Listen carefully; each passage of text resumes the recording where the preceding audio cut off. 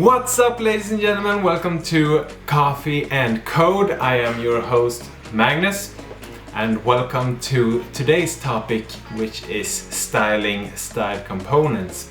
We will be looking a little bit into how to structure your styled components, because styled components is something that I think is pretty nice and use for most of my things that I build. And I really think that you can benefit a little bit of this too. What we have on the screen is a basic Next application. We have used the Create Next app to create a simple and basic web application. And we have also installed the styled components. Here we have a component, the first component, component 1. With component 1, we have been experimenting a little bit. We are using styled components own theming. With that comes a context which we need to populate with a theme. So we have the theme provider here, and we need to include a theme in there. The theme can look pretty much however you want, but I think it's a nice approach to just enclose colors and spacing into different objects. Something like this. So here we only have spacings, which is what we want to have between, say, different components. Texts can be anything basically. And then we have colors. We have defined some primary, some secondary, some text. I don't think we will be using more than primary though, but it's nice to see how you can define things like this. Yeah, that's great.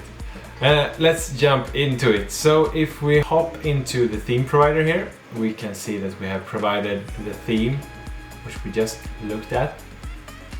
And in component 1 over here, we have a primary button, which we have styled with styled components. And inside the primary button, we have used the theme that we provided. So we can see that we're extracting theme and using the theme colors primary here, which gives us this nice looking blue color. Then we have the margin bottom. It's basically the spacing below the button. So this is one way we can do it. I don't really think that this is the best approach because we get a lot of boilerplate. We still need to use functions when we send in other things like var 50, or let's say height, for example. We want to send in height to the button, then we can tell the component that we're looking to include a height. So we can have a height, for example, like this, and just take that out.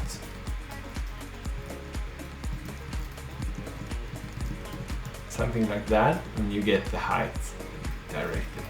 If we format it a little bit. So that's one way you can also add more properties into the primary button. That is one way you can style a component.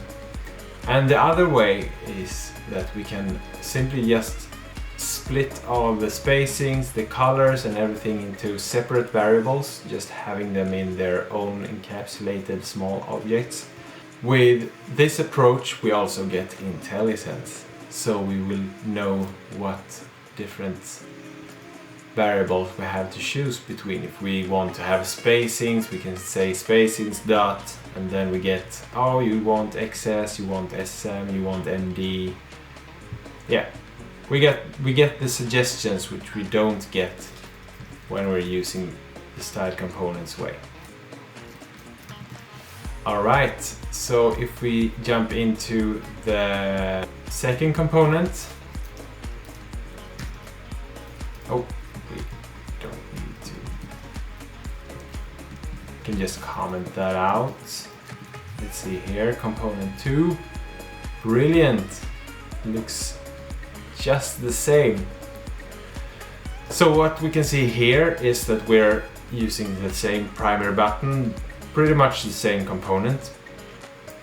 We have colors and spacings imported from the other file, the styles file instead. So one of the major benefits is that we get the IntelliSense and we can hover it, for example. We get the different strings there. So we get the colors and we can just...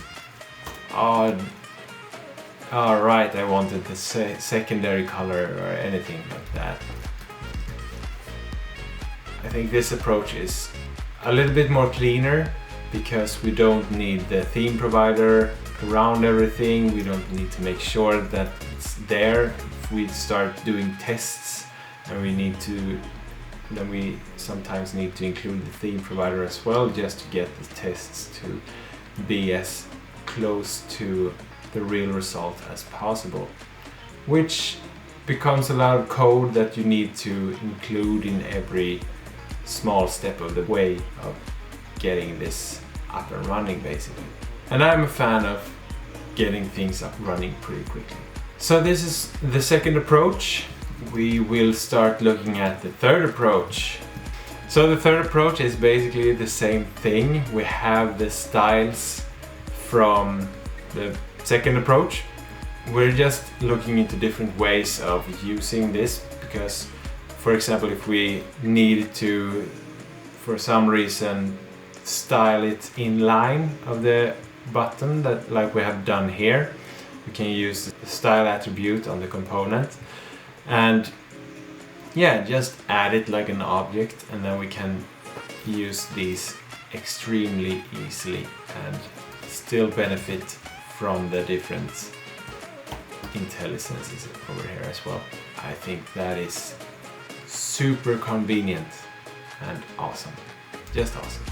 Yes, so I think that is everything I had for today. Thank you for watching. Have a nice day. See you next time.